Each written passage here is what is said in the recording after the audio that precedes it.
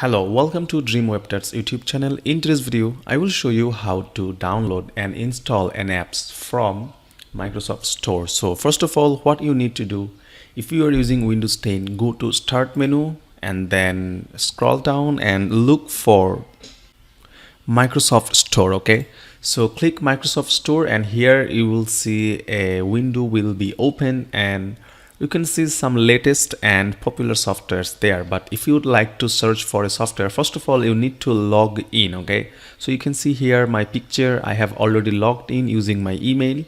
If you are not already logged in, you need to enter your email and password of your Microsoft account and then you can log in. So after you log in, click on search button. Here I will look for the software which is called Speed Test. I will install a software which is demo software. So click Network Speed Test, and after clicking Network Speed Test, you can see here is the Get button. Click Get button, and if you click Get button, your software will be downloaded automatically. Okay, so click Get, and if you click Get, you can see the download is now starting. Okay,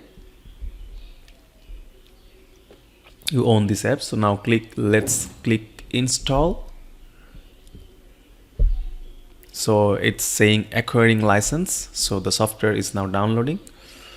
Sometimes it takes a little time, and sometimes it download very fast, so you need to wait until it completed the download.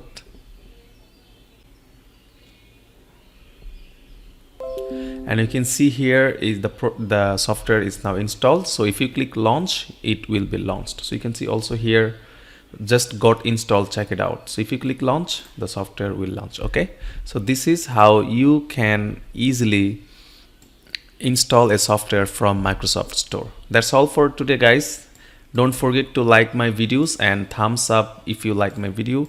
Don't forget to subscribe my YouTube channel DreamWebTuts, and see you in another video. Bye.